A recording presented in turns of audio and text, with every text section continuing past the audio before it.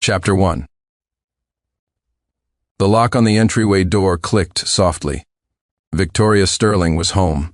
As the scent of her expensive perfume filled the air, I spoke calmly. "Let's break up." She looked up, her stunningly beautiful face filled with confusion. "Just because I didn't text you back yesterday?" I pulled the corner of my mouth into a cold smirk and nodded dismissively. "Yes, just because of that." She looked as if she'd just heard the most ridiculous joke in the world, letting out a weary sigh and tossing her trench coat onto the sofa. "Sincere, we're both adults. Isn't it better to give each other a little space?" Before she finished speaking, she was already walking toward me out of habit, her arms reaching out ready to nestle into my embrace and act cute, just as she had countless times before. Her red lips drew near my ear, her breath a fragrant whisper. "Stop messing around. What do you want this time?" My whole body went rigid. Of course. From the days I stood by her as she built her empire from nothing to the moment she became the wealthiest self-made woman in the country, Victoria Sterling had long been certain of one thing. She was certain that I could never bear to leave her. Seeing my lack of response, she added, her tone laced with a kind of patronizing patience, "I wasn't ignoring you. I was genuinely busy with work yesterday, a very important project. It just wasn't convenient to take your call." She patted my cheek gently. "You're just overthinking things." That single sentence was the final straw that crushed the last bit of warmth in my heart. I shoved her away, escaping the gentle haven that had once been my world. I watched the flicker of shock in her eyes as I stated, my face a blank mask. "This is it. I'm leaving. In the exam of love, you missed a single question. To me, that means a score of 0. And I have no interest in a love that isn't a perfect 100. Chapter 2. Just because I didn't text you back yesterday. Her voice was tinged with disbelief, as if she were listening to some absurd joke. The cold light fell on her face, illuminating her flawless makeup and the air of superior exhaustion she wore. Victoria Sterling sighed helplessly, a sigh that held no plea, only impatience. "Sincere, we're both adults. Isn't it better to give each other a little space?" Her perfect brows furrowed slightly as she began to explain, her tone sounding more like she was assigning tasks to a subordinate. "I wasn't ignoring you. I was just busy with work, a very important project. I really couldn't spare the time." Zip. I pulled the zipper on my suitcase closed. The sound was like a sharp blade severing the last thread of affection between us. I stood up, my tall frame brushing past her. As I passed, I couldn't even be bothered to glance at her, only giving a detached nod. "This is it. I'm leaving." A cold hand suddenly gripped my wrist. Victoria's voice finally held a trace of panic. "Sincere, where are you going?" "Are you abandoning me?"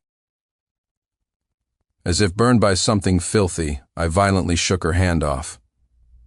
I looked up, staring directly at the face I had once loved to the bone, and enunciated each word with perfect clarity. "Abandon?" My lips curled into a sneer. "Victoria Sterling, you remember this. From beginning to end, you were the one who abandoned me." My fingertips had just brushed the cool metal of the doorknob. Click.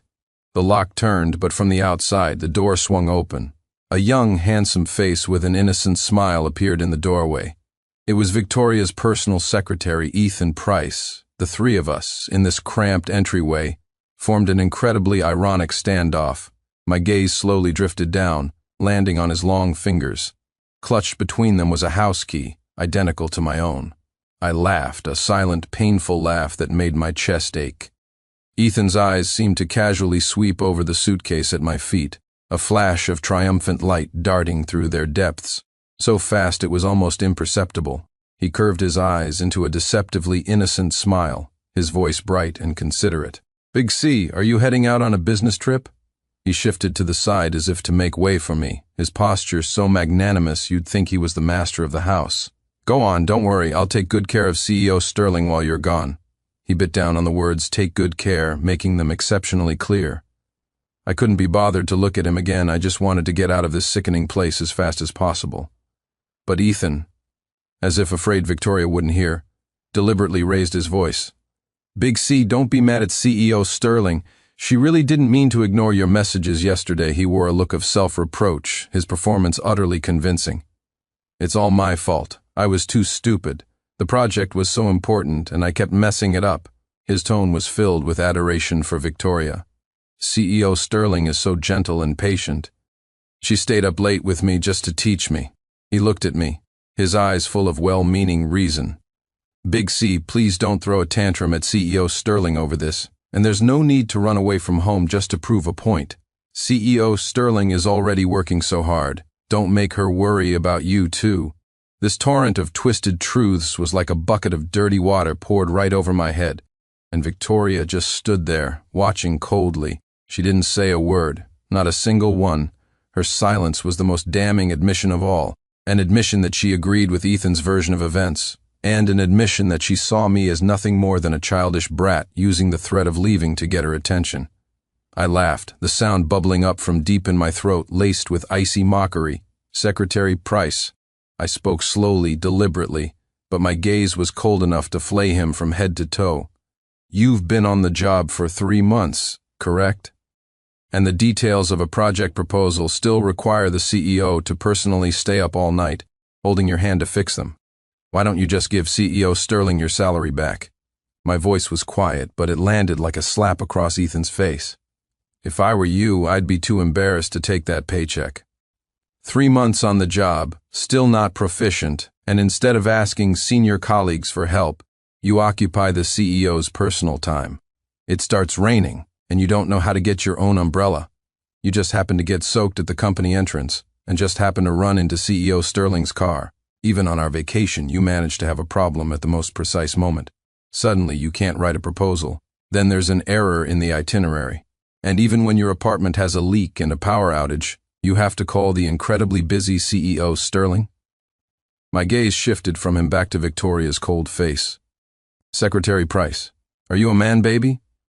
Or is it that in this entire sprawling city, Victoria Sterling is the only friend you have?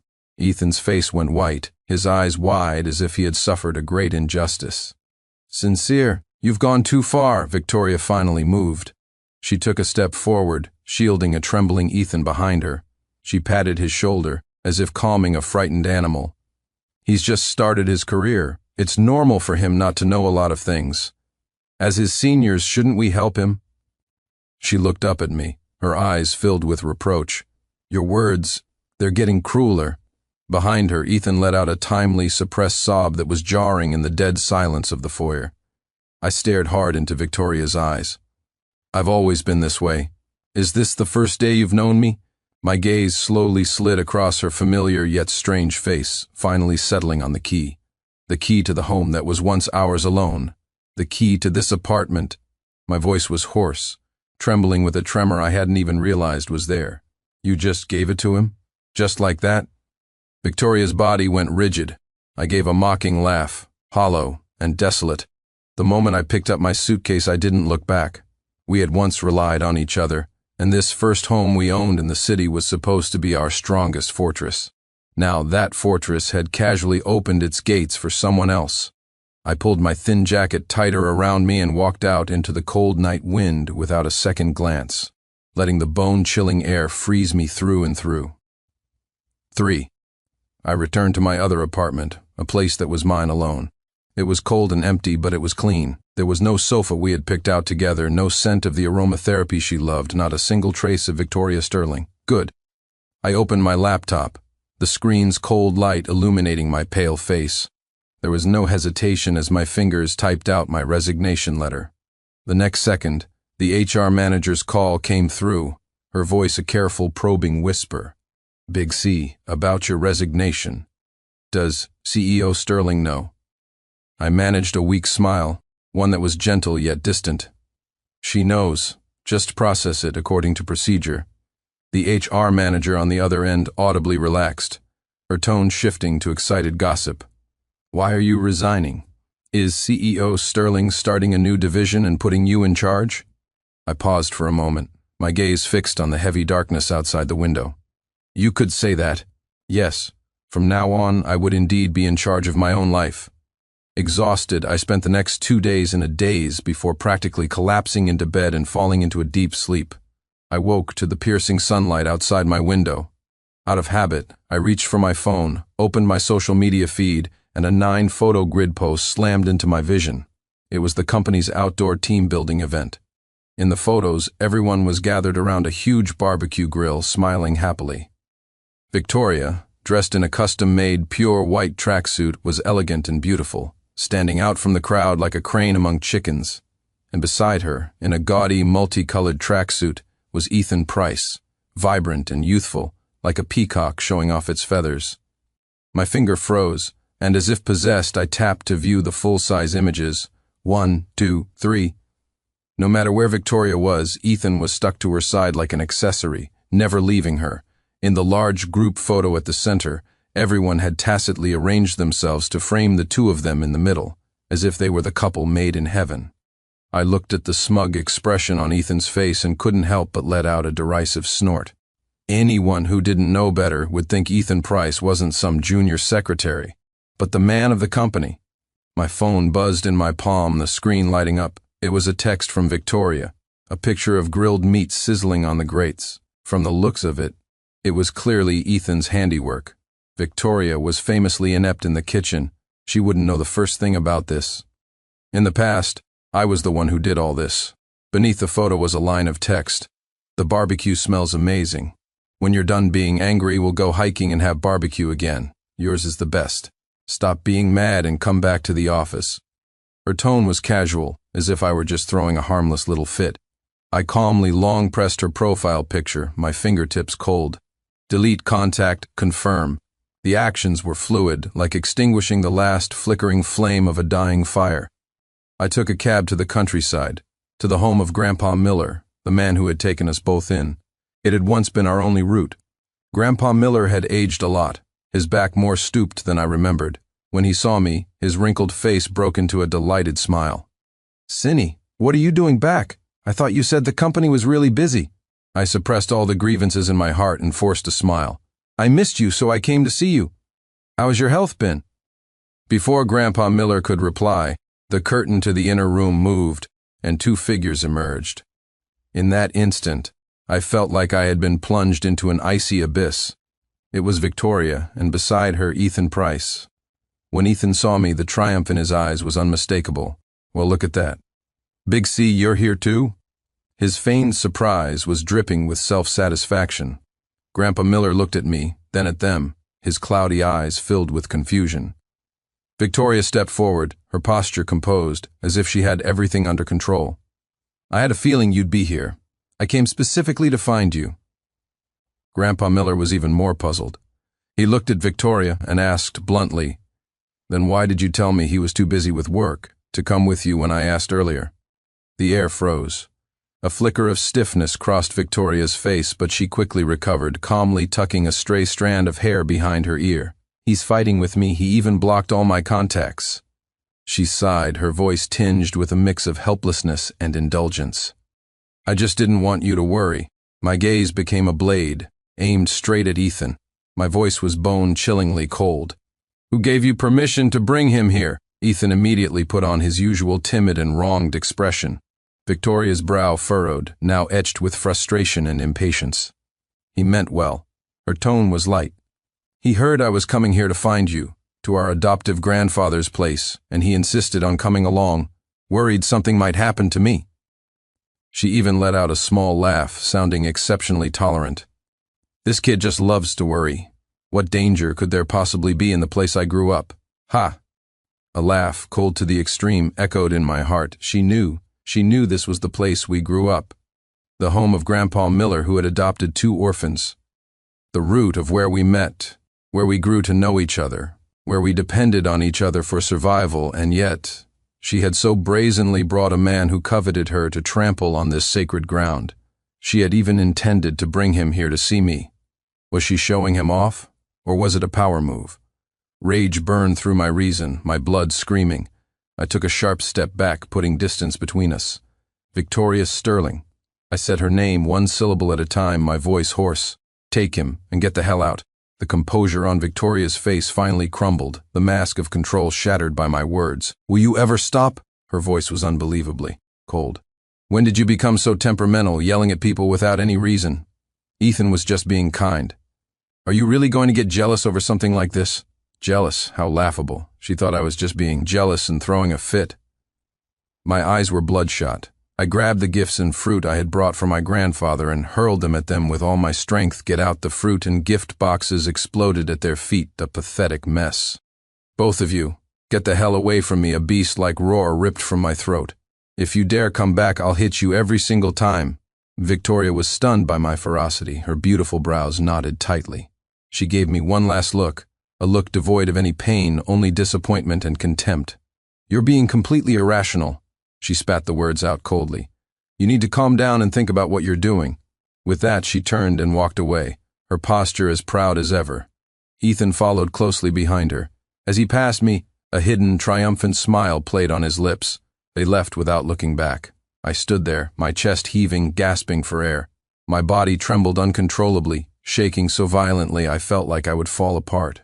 An old, weathered hand gently rested on my shoulder. It was Grandpa Miller. He said nothing, just silently, carefully patted me. That gentle pat was like a switch, instantly demolishing all my pretenses of strength. All the hurt, resentment, pain, and despair that had been building up for so long erupted in that moment. I couldn't hold on any longer. In front of Grandpa Miller, my legs gave out, and I nearly collapsed to my knees. A sob, suppressed to its absolute limit, escaped my throat. And in this harbor that had once been my warmest, I broke down and cried. Chapter 4. I didn't go back that night. The vast city felt a world away as I stayed in Grandpa Miller's house, sharing his modest bed. Grandpa Miller's old hand patted my back again and again as he sighed. You too. You were just so small when I first found you. The first time she saw you, her eyes lit up like she'd discovered some kind of treasure. Back then, you were like a little hedgehog covered in spines. You wouldn't talk to anyone, and you had such a temper. But that girl, Victoria, she wasn't afraid. She loved to follow you around, telling everyone over and over. Our Cinny is the most handsome. He's not ignoring you, he's just scared because he's new here. Grandpa Miller's voice trailed off. She said that as long as she was good to you with all her heart, she would one day melt that block of ice. I stared blankly out the window. The night was a giant net trapping me, making it impossible to breathe, let alone sleep. Yes, she melted it, and then what? How could a person change so fast? The girl who, from the moment we met, swore she would always be good to me.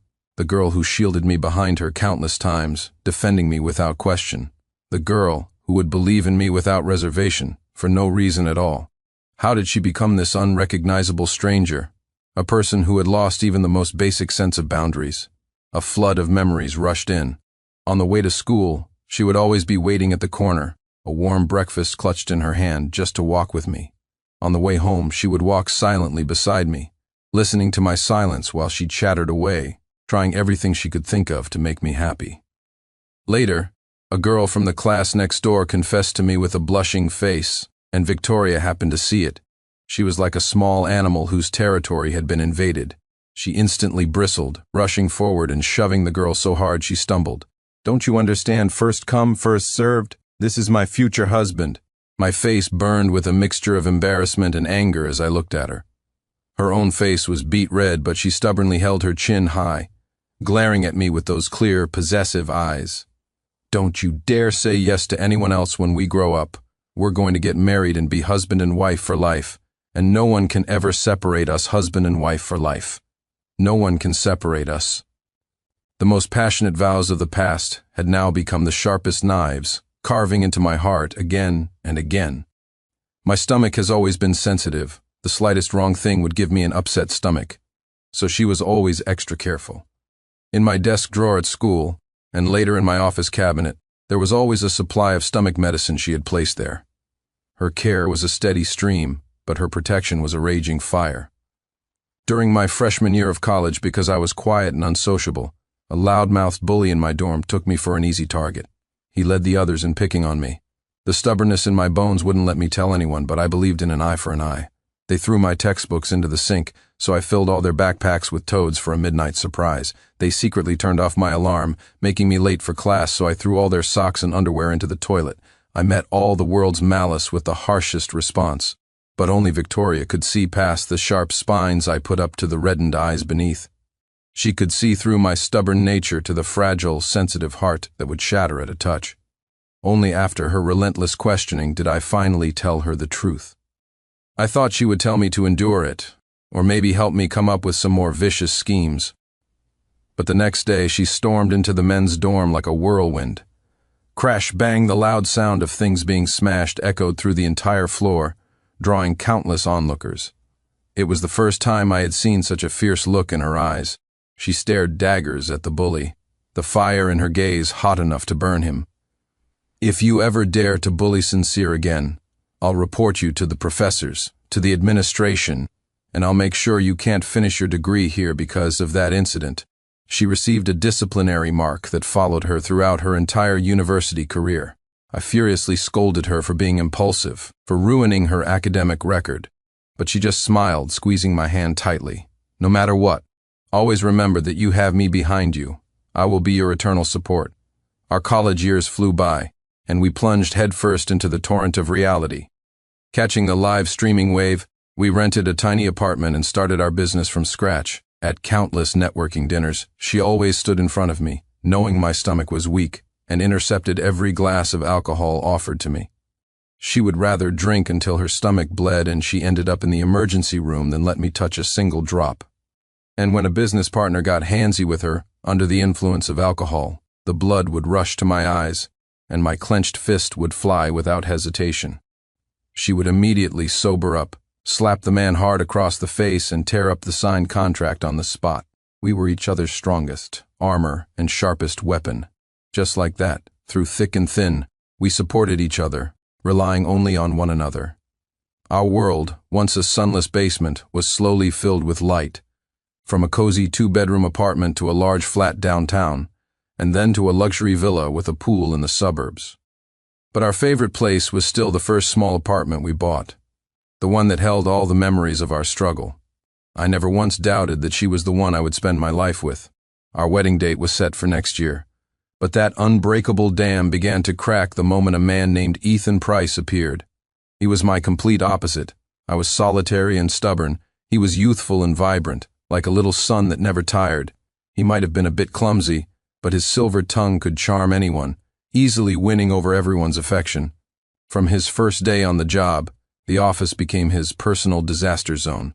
The printer always jammed for him. His computer always crashed.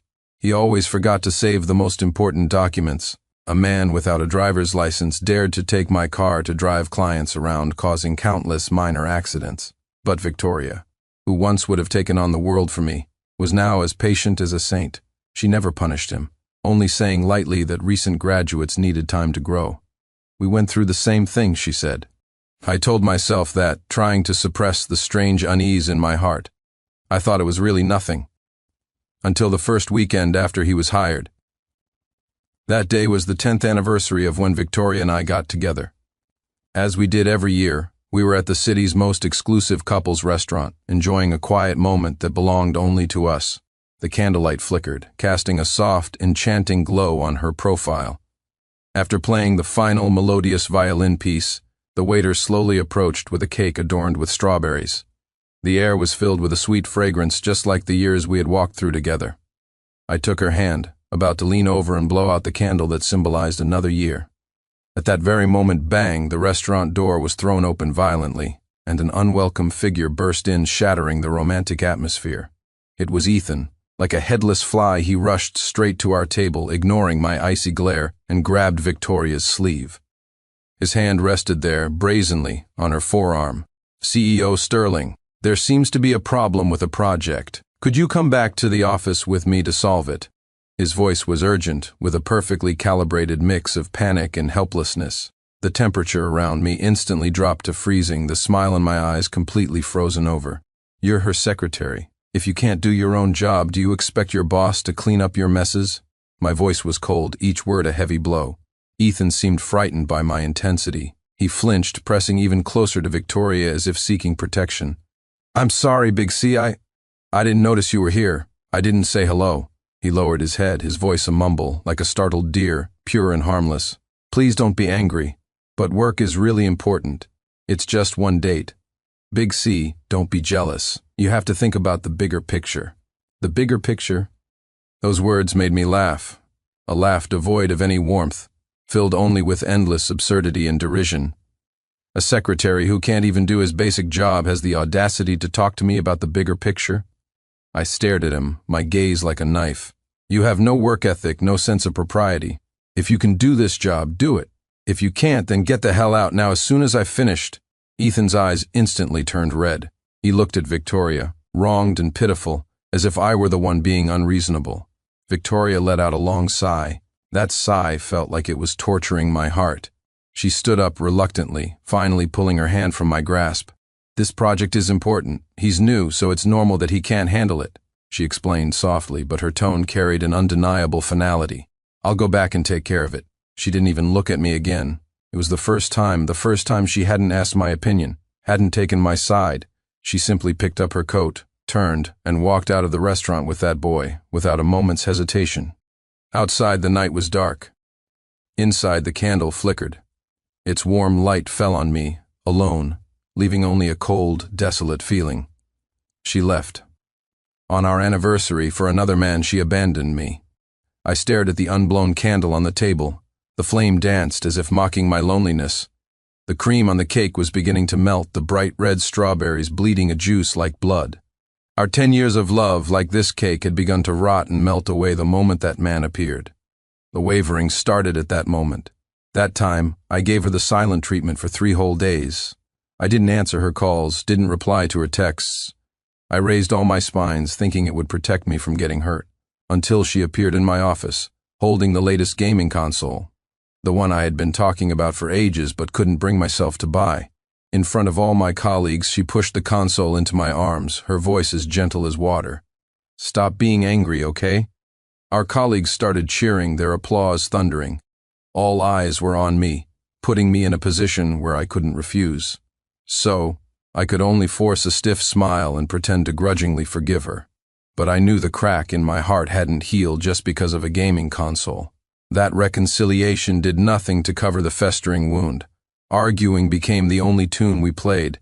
Ethan was like a persistent ghost, seeping into every corner of our lives. When we watched a movie, he would call to say the printer was broken again. When we had dinner, he would send a picture of himself working late with the caption, "With CEO Sterling here, no amount of hard work is too much." In the picture, Victoria's profile was graced with a gentle smile. His social media feed became a grand performance, a declaration of war against me. Every photo, every word, was filled with an undisguised admiration and longing for Victoria. I was furious, jealous. I fought with her like a madman countless times. But her answer was always the same. He's just a kid who recently graduated. He doesn't know any better. Don't hold it against him. He doesn't understand social etiquette. Just be patient with him. How ridiculous. She was asking me to be patient with another man's advances on her. Every argument ended with a gift from her. The latest sneakers, limited edition collectibles, expensive headphones. The things that used to make me happy, for days now felt like cold payments of hush money. She used gifts to shut me up, using material things to compensate for the love she was withdrawing. And I was so useless. I couldn't let go of our 10 years together, couldn't let go of all the good times. So, time and time again, I chose to soften, to deceive myself. Until one day I looked in the mirror at the person I had become, twisted by jealousy, and a huge wave of panic washed over me. Was I too confident? Too confident that our 10 years of love were unbreakable? Ethan's appearance left me restless day and night, almost suffocating me. I felt a sense of crisis I had never known before. I couldn't go on like this. I needed a resolution, a promise. A crazy idea formed in my mind. I had to marry her. I would use a ring, a certificate, to lock her firmly by my side, to declare to the whole world that she was mine. Once that idea took root, it grew wildly. I couldn't wait. I called her a day in advance, my voice trembling slightly with nervousness. "Victoria, tomorrow night, let's go to the place where we first fell in love. I have something very, very important to tell you." After hanging up, I took out the velvet box I had prepared long ago from the deepest part of my drawer. Inside lay a ring. I was going to tell her that I wanted to marry her. I wanted to make her Sincere Clark's wife for life, forever and ever, so no one could ever tear us apart. I waited for her at our designated spot for the entire day, from the first light of dawn till the sun set. The velvet box in my pocket pressed against my chest, a dull ache. The small ring now seemed to mock my foolish naivete. I finally gave in, my hand trembling as I lit up my phone screen. In the chat window, the message I sent at dawn, "I'm waiting for you," lay there, lonely and unanswered. Below it, a dead, empty space. Not a single word, not a single punctuation mark in reply. At the top of the screen, a notification for a new social media post suddenly popped up.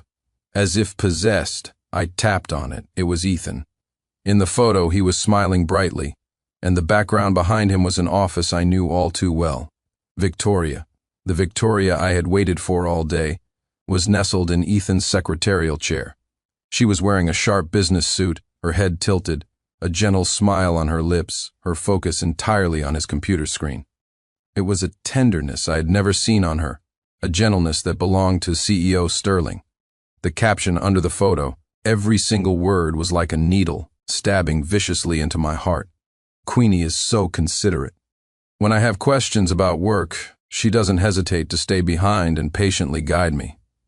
I must work even harder to live up to Queenie's careful guidance. "Queenie," he called her Queenie. The distant church bells rang, one toll after another. It was as if they were tolling the death knell for my decade-long beautiful dream. I suddenly started to laugh, laughing until tears streamed down my face. I was the biggest fool in the world. To think I could use a ring to lock down a heart that no longer belonged to me. This ring couldn't hold her.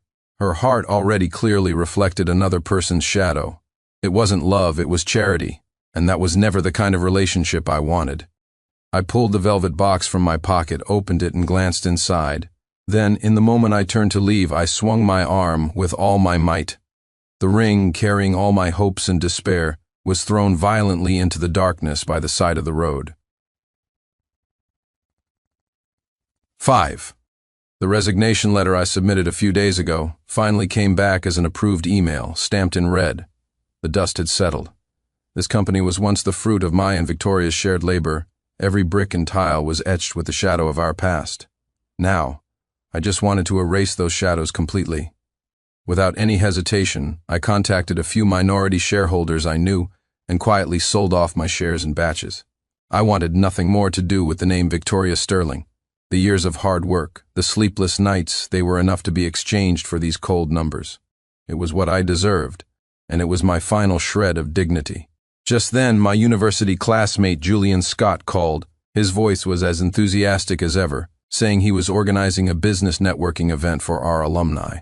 I was silent for a moment. After leaving Victoria, I had to pave a path for my own future. Connections, in this circle, were more important than anything. I agreed to go. The hotel for the gathering was brilliantly lit, and under the massive crystal chandelier, glasses clinked and voices buzzed. I took a deep breath, buried all my emotions deep down, put on a polite smile, and straightened my sharp suit. As soon as I stepped into the banquet hall, the familiar yet strange clamor washed over me. Sincere Julian spotted me at once, striding over and clapping me hard on the shoulder. "Long time no see, you magnificent bastard, still looking sharp." His hearty laugh was filled with the joy of reunion. Seeing an old friend melted some of the ice in my heart. I pulled a small smile and we exchanged pleasantries. After a moment, Julian's gaze habitually darted behind me, a hint of confusion in his eyes. "Hey, where's Victoria? How come she didn't come with you?" He was completely oblivious, his tone casual and matter-of-fact. He then sighed, his voice thick with unconcealed envy. "Man, I'm so jealous of you two. The perfect example of going from high school sweethearts to the altar. Childhood friends, started a business together, supported each other, and became so successful. Seriously, when are we getting an invitation to the wedding?" Every word he spoke was like a dull knife, repeatedly cutting into my heart. The labels I was once so proud of were now the most bitter irony. The noise around me seemed to fade away. I heard my own voice, calm to the point of being cold. I shook my head slightly. We broke up. The words fell, and the entire banquet hall seemed to hit a mute button. Even the air felt thick and still. The classmates around us stared with wide, disbelieving eyes, their breaths caught in their throats. "Broke up? How is that possible? You guys were the golden couple of our department after all these years. How could you break up?" "Yeah, the company is so successful now. You finally made it through the hard times." A wave of doubt and shock crashed over me. I smiled. a smile that didn't reach my eyes, tinged with a self-deprecating chill. Nothing's impossible. People come and go in life. It's perfectly normal. My calmness was like a bucket of ice water, extinguishing everyone's clamor. Julian frowned deeply, looking me up and down suspiciously before lowering his voice. From the way you're talking, don't tell me Victoria did something to wrong you? I picked up my wine glass, gently swirling the amber liquid, my gaze lost in the shifting light. I shook my head and uttered 2 words, like a question with no answer. Maybe not? Those 2 words, spoken so lightly, left even Julian stunned. He opened his mouth to ask more, but met my dead, empty eyes and swallowed his words. He could see I didn't want to talk about it anymore. And just then, the heavy carved wooden doors of the banquet hall were pushed open from the outside. The bustling hall once again fell into an eerie silence. A stunning figure gracefully entered.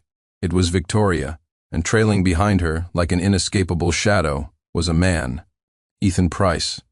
My gaze lingered on her for only a fraction of a second before I coolly looked away, but she, as if equipped with a radar, walked briskly straight towards me. Ethan stuck close behind her, not moving an inch away. Sincere.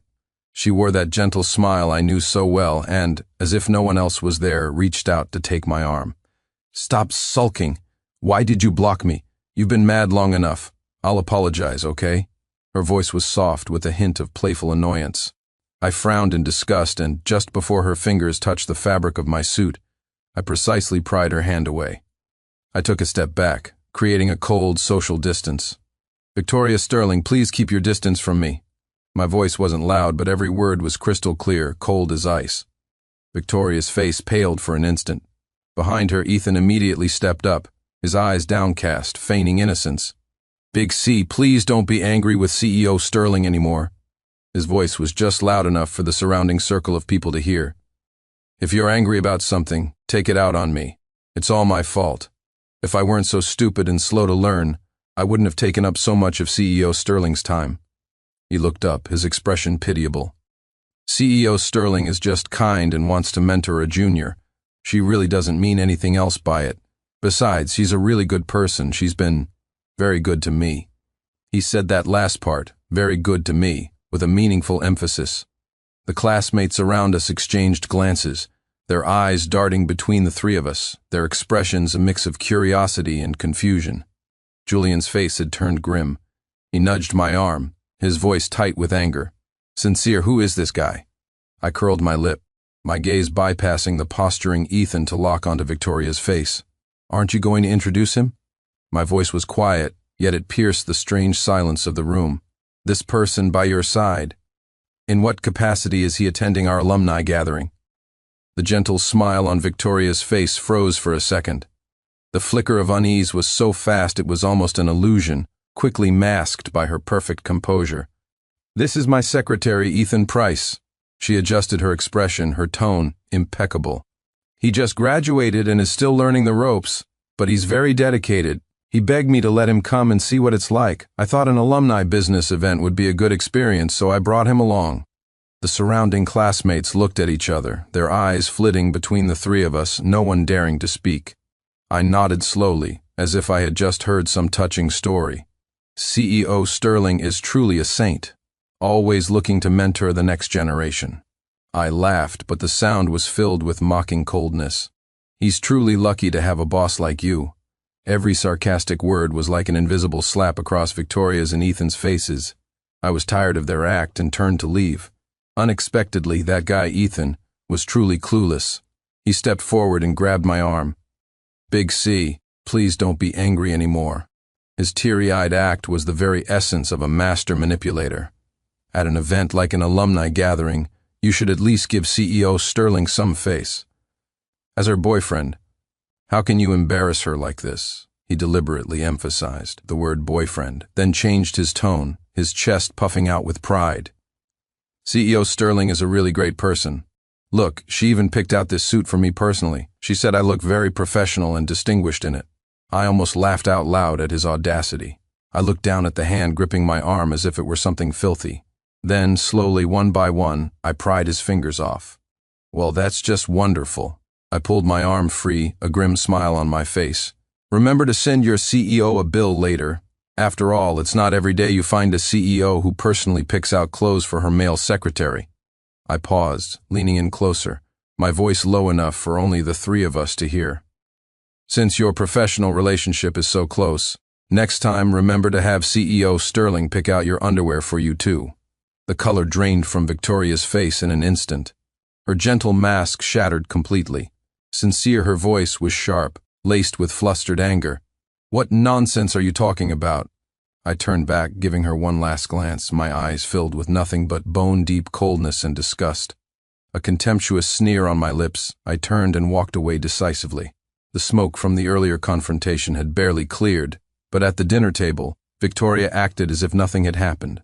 She deliberately chose the seat next to me, as if the person who had been fuming moments ago wasn't her. I frowned in disgust, instinctively wanting to change seats. But a glance around the long table showed that our former classmates were laughing and talking, and every seat was taken.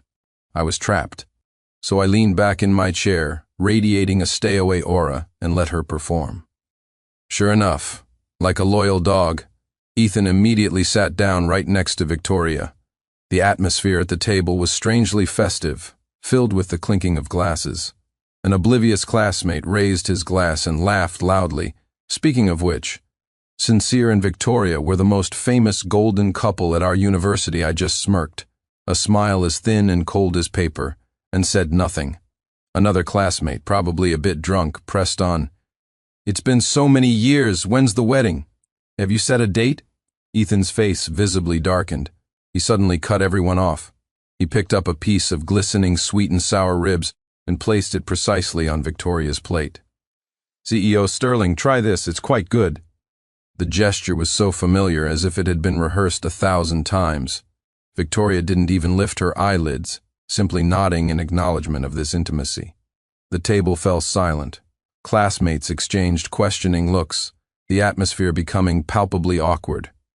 Victoria picked up the piece of rib, took a slow bite, then looked up and gave the table a perfect smile. If all goes as planned, it will be next year. Once the date is set, we'll definitely send out invitations to everyone. The moment she finished speaking, Ethan bit his lip hard.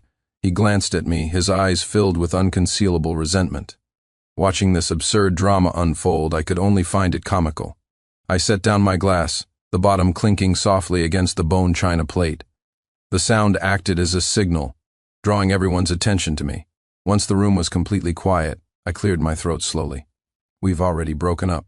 My voice was calm, as if stating a fact that had nothing to do with me. I'm afraid you won't be receiving any wedding invitations. The gentle smile on Victoria's face froze, then shattered. Sincere, she raised her voice, a hint of annoyance in her tone. Don't talk nonsense. Don't throw a tantrum in a place like this. The atmosphere at the table became incredibly tense. I put down my knife and fork, the clatter of silverware unnaturally loud in the silence. I'm finished. Please enjoy your meal. With that, I stood up and, under the astonished gazes of everyone, walked towards the restroom without a backward glance. I left all the awkwardness and embarrassment at the table for her to handle alone. Coming out of the restroom, the water droplets dripping from my fingertips did little to quell the irritation in my heart.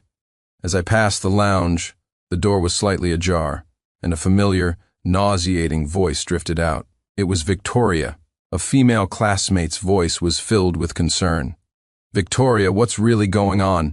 You and Sincere are fighting like this, and that male secretary. Victoria let out a very soft laugh, a mix of 7 parts helplessness and 3 parts indulgence. It's just a childish temper tantrum. He thinks I'm getting too close to the new secretary, so he's jealous. She positioned herself as a gentle, tolerant older sister, dealing with a petulant younger brother, her performance flawless. After all, she was a few years older than me. The female classmate hesitated. But, no matter how angry he's been in the past, he's never mentioned breaking up in front of so many people. This time, could he be serious? There was a moment of silence. Then, Victoria's confident voice rang out, filled with an unshakable sense of control. Impossible. We grew up together, dependent on each other. No one in this world is closer than we are. He said he would marry me and be good to me for the rest of his life. He can't live without me. She paused, her voice even taking on a sweet, declarative tone. And I can't live without him. I stood outside the door, listening to this ridiculous self-delusion, my face impassive. It was like watching a clumsy one-woman show. I started walking, passing the doorway without even a glance in her direction.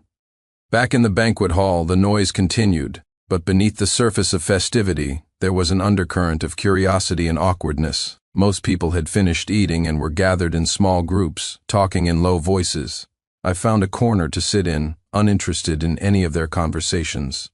I took out my phone and scrolled aimlessly, isolating myself from my surroundings. But some people just don't know when to quit. Ethan approached with a wine glass in hand, a fake smile plastered on his face. Big C. He deliberately lowered his voice just loud enough for a few people nearby to hear. You were really out of line today. He sighed dramatically, feigning a pained concern for me. You haven't been to the office for days. CEO Sterling has been swamped with work, all alone. Don't you feel bad? Here, his tone shifted, the pride and smugness impossible to hide, his tail practically wagging. Lately, I've been staying with CEO Sterling until late every night, working overtime. A few questioning glances fell upon us. I looked at the smug Ethan, a cold smile suddenly forming on my lips as I slowly stood up. The movement wasn't fast, but it was like a slow-motion button had been pressed, capturing the attention of the entire room. Ethan Price. My voice echoed in the silent banquet hall. Is there some kind of special thrill you get from being a sycophant and making sure everyone knows it? Does destroying someone else's relationship give you a special sense of accomplishment? The moment the words left my mouth, the air in the hall froze. The smug look on Ethan's face went from red to white, then to a deep shade of purple. He roared, his voice loud and defensive. What did you say, Sincere? Who are you calling a sycophant? My face was cold as I raised my hand and slapped him clean and sharp. Slap, the crisp sound exploded in the dead silence, startlingly loud. Victoria had just returned from outside and walked in on this scene. Her face darkened instantly, and she strode over in her high heels. What is going on? Sincere, what are you doing? Her question was sharp and cold. Ethan immediately acted as if he'd found his protector, hiding behind her pitifully, his eyes red, his voice choked with tears. His acting was Oscar-worthy. CEO Sterling, I just saw Big C sitting alone and wanted to come over and talk to him, to ask him to stop fighting with you because of me, but then he called me a sycophant, and he hit me. After hearing this, Victoria's beautiful eyes frosted over. She glared at me, her expression filled with undisguised disappointment and blame. He's just a kid. How could you insult him like that in front of so many people? Sincere apologized to him. Now I looked at this woman berating me, at her shielding another man behind her, and I felt no anger. Instead, I found it amusing, like watching a well-rehearsed but deeply flawed comedy. My gaze went past her, sweeping coolly over the room. When I hit him, everyone was here. My voice was calm, even tinged with a lazy smile. Why don't you ask them what he said to deserve that slap? Victoria's frown deepened, her gaze sweeping over the surrounding classmates with an authoritative pressure. However, the classmates who met her eyes all looked down, exchanging awkward and complicated glances. The entire hall was silent. That silence was the best answer. I let out a cold laugh, my words hammering at Victoria's heart. He said that in the days I wasn't at the office, you were the one staying with him, working late into the night. He also said that I was out of line and that I was making things difficult for you. My gaze swept over the wronged face behind her, the mockery in my tone almost overflowing. What, has being a sycophant given you a superiority complex? You dare to come and flaunt yourself in front of the actual boyfriend? Tell me, did he or did he not deserve that slap? Victoria's face paled. Her lips moved, but she finally turned to Ethan, her voice holding a plea she didn't even realize was there. Did you really say that? Ethan, hiding behind her, mumbled, his tears falling even faster. I was just worried that you were working too hard, CEO Sterling. I wanted Big C to stop fighting with you. His ability to twist the truth was truly masterful. Victoria seemed to have found her excuse. She sighed heavily, a sigh filled with exhaustion and impatience towards me. She first spoke softly to Ethan. Sincere is my boyfriend. I know you meant well, but it was disrespectful of you to speak to him like that. Be more careful in the future. Then, she turned back to me, her beautiful face once again wearing a look of condescending judgment. Ethan didn't mean it, Sincere. She didn't get to finish. Slap, another crisp slap, harder and louder than the first. The air in the banquet hall was completely sucked out by that slap. Victoria clutched her rapidly swelling cheek, her pupils constricting in utter disbelief. "Sincere, you hit me?" she shrieked. I looked at her, and the last laughable bit of warmth in my heart vanished with that slap. Apologize? What a joke. My gaze was as cold as a blade, cutting across her face and the face of the man behind her. A brown-nosing homewrecker who covets what isn't his deserves to be hit. And a woman with no boundaries, an emotionally unfaithful woman, deserves a wake-up call even more. I spoke each word clearly, my voice not loud, but it landed like a sledgehammer on everyone's heart. "Victoria Sterling, we are broken up. Don't bother me again in the future, and don't you dare bring this disgusting thing to offend my eyes." A cruel arc formed on my lips. "Otherwise, I'll hit you both every single time I see you with that." I didn't spare another glance at the two ashen-faced people. I turned, a polite smile even gracing my face as I looked at the stunned classmates. "My apologies for the scene. Victoria Sterling and I have broken up. The reason, as you've all witnessed. I'm sorry for ruining the mood today. I have other matters to attend to, so I'll be leaving now. We'll catch up another time." In the dead silence, I calmly picked up my jacket from the back of the chair and put it on. Then, without a backward glance, I walked out of that sickening farce. Chapter 6. After Sincere left, the vast hall fell into a strange, dead silence. The air was frozen, so thick it was hard to breathe. The resentful expression on Ethan's face twisted into one of defiance. He bit his lip stubbornly, trying not to let the tears fall. That pitiful act in the eyes of everyone present now looked like nothing more than a shoddy performance, utterly sickening. Julian Scott couldn't watch anymore. His chest heaved, the anger in his eyes about to erupt. "Victoria Sterling, do you have any shame? Look at what this is. This is our alumni business networking event. Is this secretary of yours, one of our classmates, and you have the gall to say you brought him to gain experience? What kind of event did he need to attend besides this one? Wasn't it just so you could flaunt him in front of Sincere?" Julian's accusation was like a lit fuse, instantly setting off the entire room. "Exactly," a woman finally blurted out, her voice sharp. "We've all been holding this in for so long anyone with eyes can see what this conniving weasel is after. Are you, Victoria Sterling, really that blind, or are you just playing dumb?" Another man snorted coldly. "A scumbag and a shameless homewrecker. A perfect match. Spending all his time coveting what belongs to others, clawing his way up to be someone's boy toy, and then having the nerve to provoke the actual boyfriend to his face. He has absolutely no shame, and he calls himself a college athlete. He's morally bankrupt. I don't know how his parents raised such a creature." One after another, the suppressed whispers became a flood that drowned Victoria. The swollen red side of her face burned, a constant reminder of her humiliation. But these words were more painful than the slap. Her face went from white to green, a truly awful sight. "Enough," she finally roared, breaking down. "Stop it, I admit I was inconsiderate." She took a deep breath, her voice trembling with defiant rage. "But I absolutely did not cheat. I did nothing to wrong him, ha!" Julian let out a laugh filled with utter contempt. "Does it only count as cheating if you're in the same bed? Ask anyone here if they could accept the kind of ambiguous distance and behavior you have with Ethan Price, or if they could accept their partner being so inappropriately close with someone else." He took a step closer, his gaze sharp as a tack. "Try putting yourself in his shoes for a second. What if it was Sincere, inseparable from another woman day in and day out, showering her with concern, and even flaunting her in your face? Victoria Sterling, you tell me, could you stand it?" Julian's questions were still ringing in her ears. Victoria was about to argue back when her phone buzzed in her pocket. The vibration felt like a death knell, making her heart leap. She instinctively pulled out her phone. A message from the HR director was on the screen.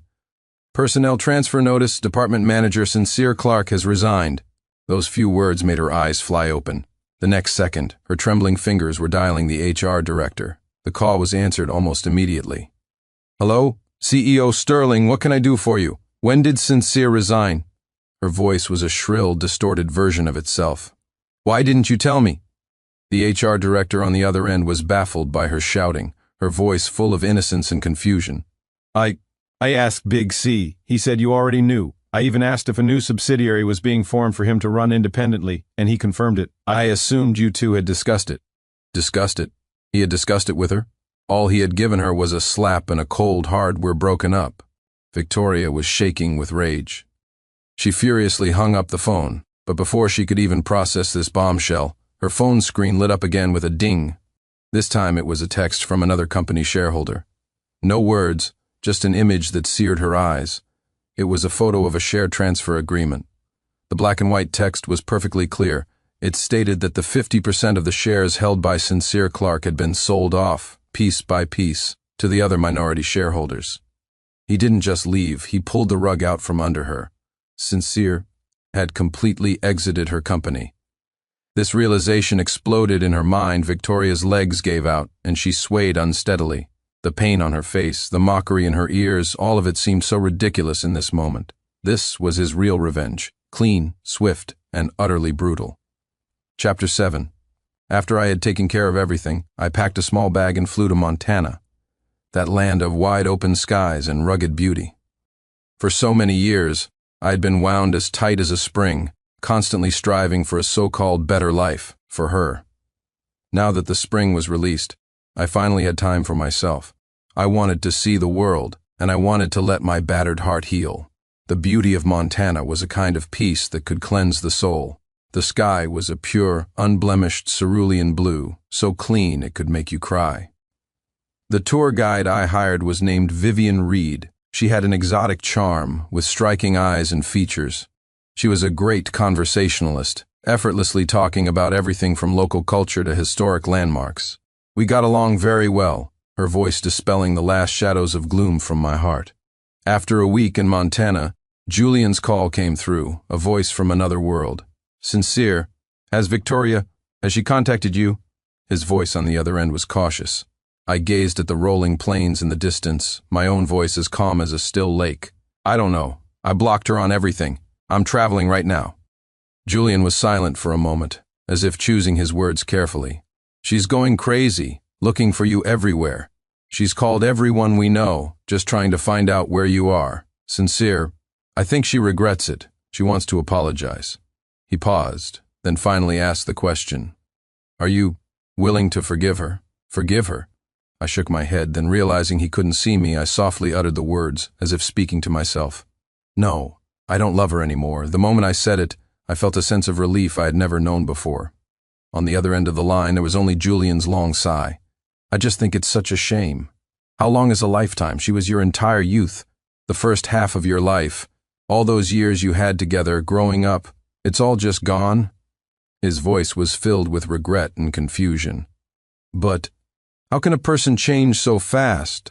I turned my back to the setting sun, facing the endless grasslands. The wind blew, and the green grass moved like waves.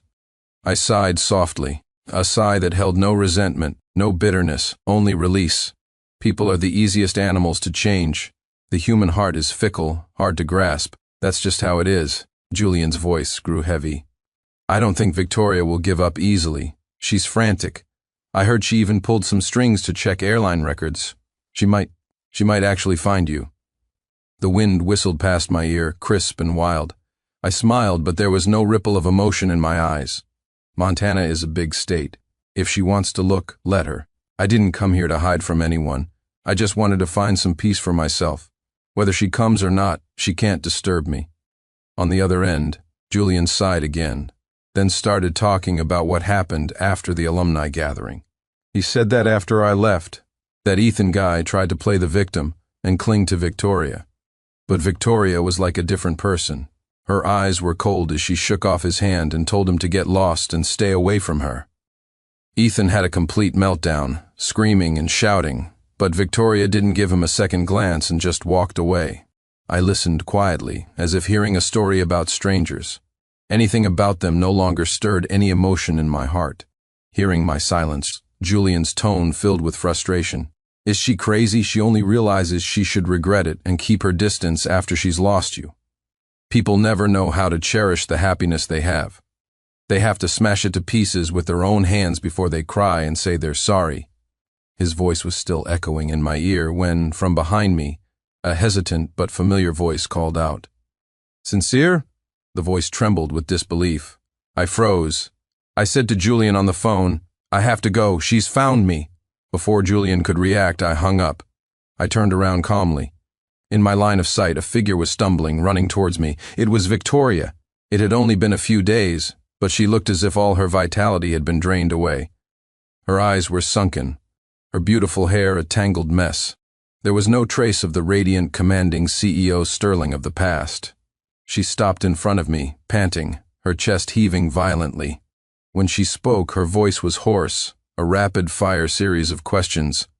Why did you quit your job? Why did you sell all your shares? Why won't my calls to you go through? Why have you blocked me on every social media platform? Facing her bloodshot, accusing eyes, I actually managed a gentle smile. It was a faint smile, leaving no trace. Because we broke up, Victoria. When a relationship ends, you make a clean break. I don't want any more ties to you, so I quit. As for the shares, I paused, my tone as placid as if discussing a routine business matter. That was the payment I earned for dedicating my entire youth to the company. And I blocked you on everything because I believe a good ex should be like they're dead. My gaze didn't waver, looking straight into her trembling pupils. I won't disturb your new life. So please, don't offend my eyes by showing up in front of me again. It's that simple. I didn't agree to break up. Sincere Victoria's voice suddenly shot up, trembling and hoarse. She stared at me, her red-rimmed eyes filled with a desperate stubbornness. I scoffed as if I'd heard the world's greatest joke. It's a breakup, not a divorce. I don't need your consent. Victoria's eyes were blazing. She demanded, Is it because I didn't text you back that day? I already explained I was busy with work. She took a step closer, her voice cracking with tears and indignation. Don't you think you're overreacting? Yes. I uttered the single word, clear and certain, shattering all her self-deceiving hopes. It was because of that day. I told you a day in advance that I had something extremely important to say, that you absolutely had to make time, and on that day I messaged you before the sun was even up, waiting for you with a heart full of joy. But what about you? From dawn till dusk for an entire day, I waited until the sun had set, and I didn't get a single word from you. My tone was like a blade dipped in ice, each word flaying her last defenses. You said you were working, but ask yourself, were you doing your own work? You were helping Ethan solve his project crisis. He is your subordinate. That was his job, not yours for him. You stood me up for an entire day and didn't reply to a single one of my messages. So, I'm breaking up with you. I watched her face turn deathly pale and declared, syllable by syllable, Have I made myself clear enough? Victoria Sterling, I am no longer your first choice. A flawed treasure in my eyes is no different from a rock on the side of the road. And I have no interest in a flawed love. I tilted my head slightly, looking at the last rays of sunset disappearing over the horizon, and sighed with a smile. You know me. Since we were kids, I've never been able to tolerate even a single grain of sand in my eyes. Victoria took a deep breath, her fingertips turning white from clenching them so hard. She fought to control her crumbling emotions. Sincere, I swear, I never did anything to betray you. Her voice held a subtle plea. With Ethan, it was truly just a senior mentoring a junior. I just wanted him to grow quickly and contribute to the company. I didn't cheat. You can't just sentence me to death like this. She practically screamed the last few words, filled with endless grievance and defiance. Sentence you to death? I laughed as if at a great joke, a cold curve to my lips. Victoria Sterling, in your mind, does it only count as cheating if it's physical? Physical cheating is filthy, but emotional cheating, I find that even more disgusting. I looked coldly at the woman I had once loved to the bone, now a stranger separated from me by a vast distance. After more than 20 years together, I never thought I would one day use such vicious words to carve into her heart. But I had almost forgotten that I was, by nature, a solitary and cold person. It was she who had once melted the ice around my heart with her sun-like warmth and sincerity. And now, it was she who had personally pushed me back into that inescapable ice cave. That's right. You didn't physically cheat. My voice was calm, but every word was a stab to the heart. But you enjoyed his unconditional admiration, didn't you? You allowed him to use work as an excuse to get closer and closer to you, to break safe social boundaries. When you chose to abandon me time and again for his so-called project crises. When you let him into our home, to cook for you. when you put him before me, prioritizing all of his problems, when you even criticized me for him, again and again calling me petty, jealous, and cruel. Victoria, my heart died a little more with every time you ignored and blamed me. It takes more than one cold day for a river to freeze 3 feet deep. And a heart doesn't turn cold in an instant. All those small things piled up, like a frog in slowly boiling water. By the time I finally felt the pain, this relationship had already been burned to ashes. There's no going back, it's that simple. Just then the sound of light footsteps approached.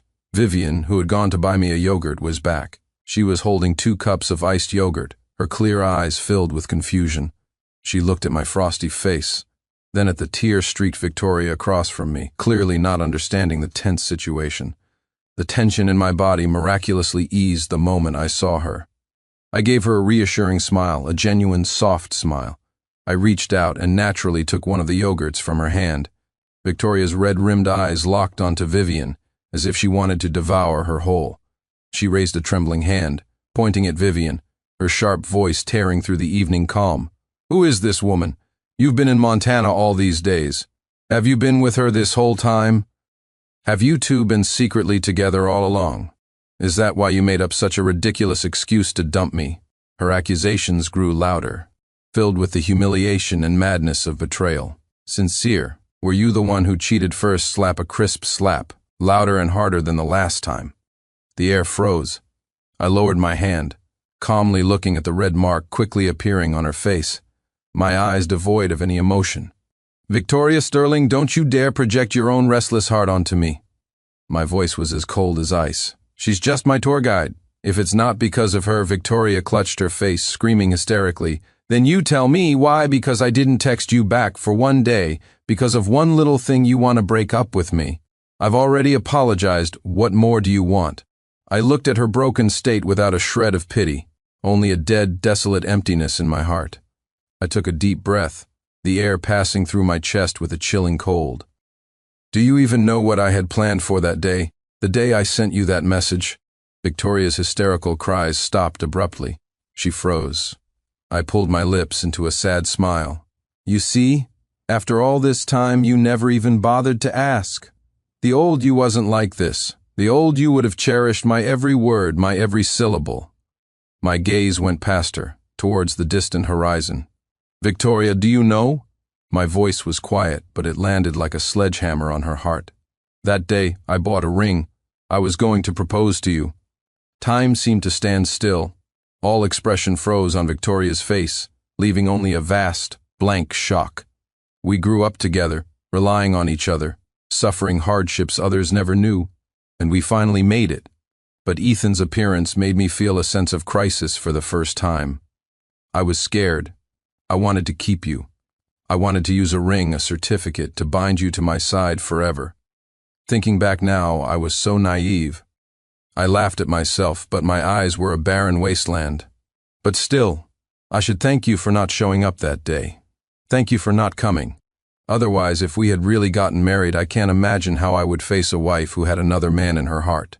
I can't imagine you continuing that ambiguous, boundary-less relationship with Ethan. It would have only made me more miserable. I would have become a jealous, self-destructive madman. Thankfully, I was able to cut my losses in time. Victoria stared at me blankly, as if her soul had been torn from her body.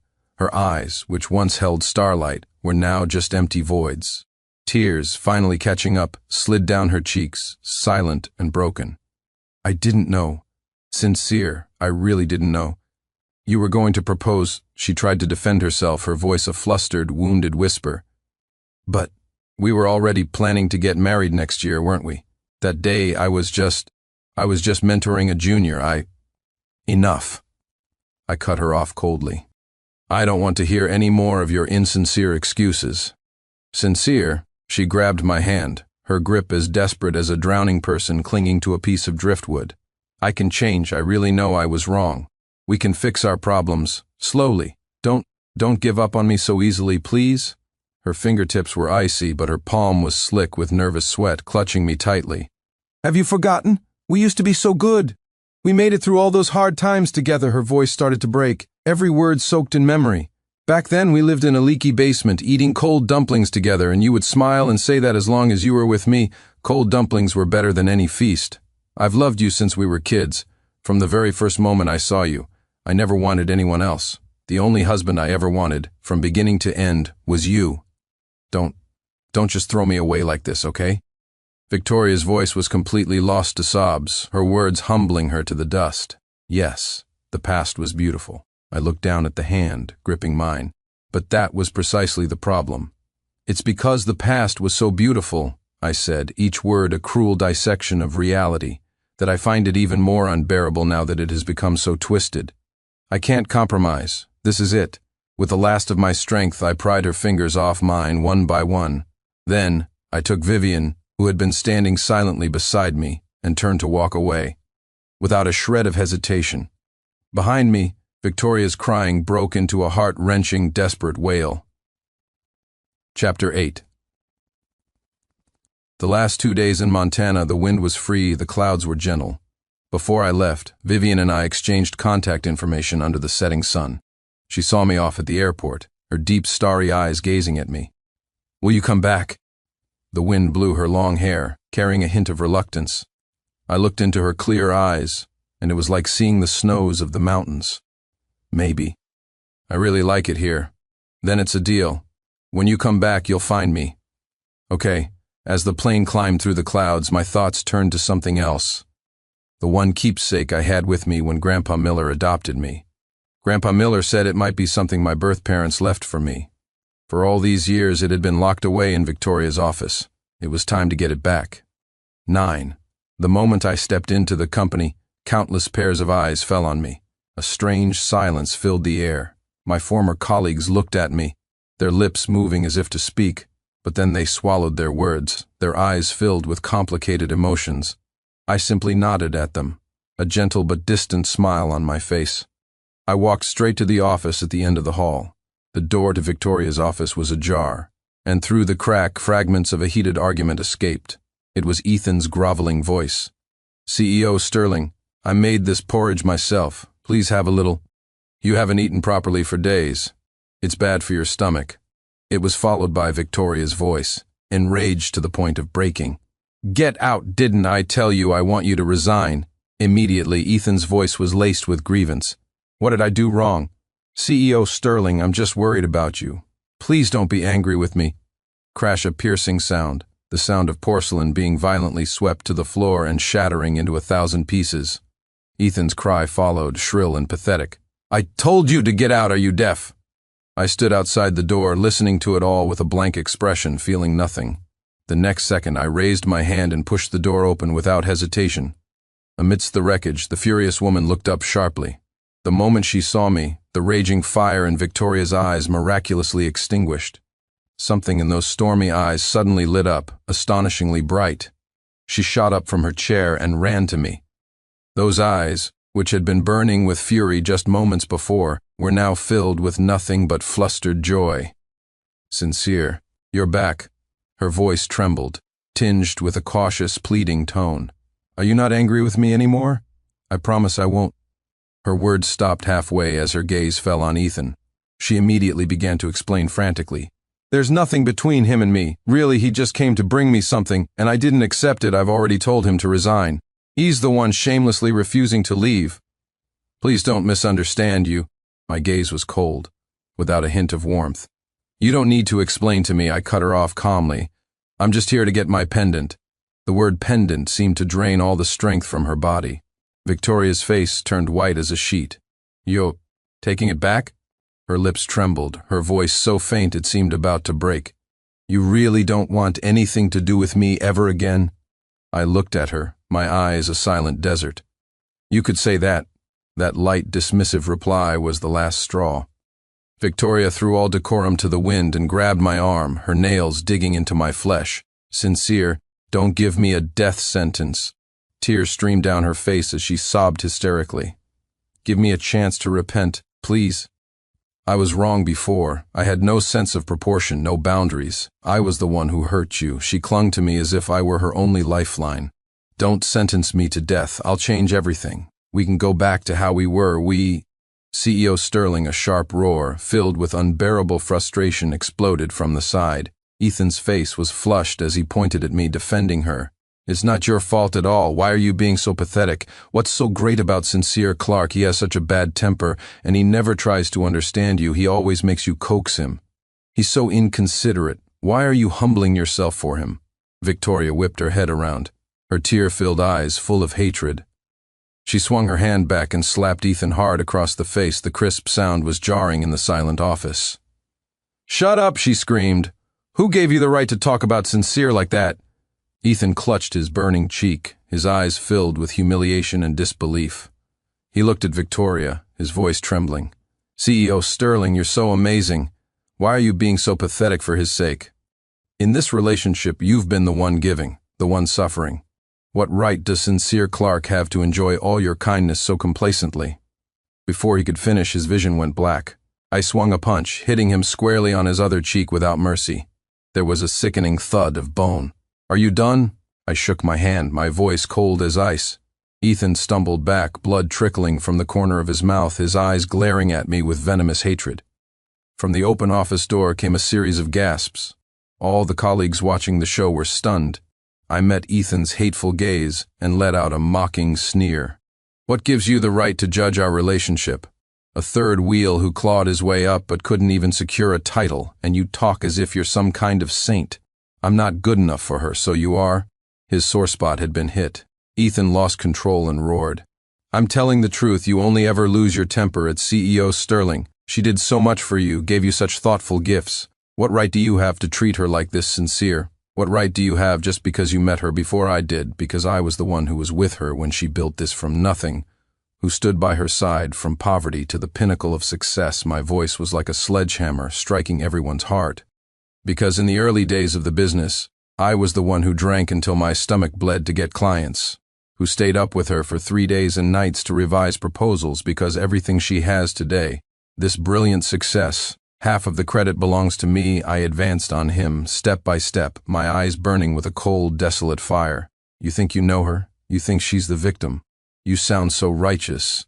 If she weren't the high and mighty CEO Sterling today, if she had nothing, would you, Ethan Price, still be following her around like a dog, wagging your tail and begging for scraps? What happened between her and me is none of your business.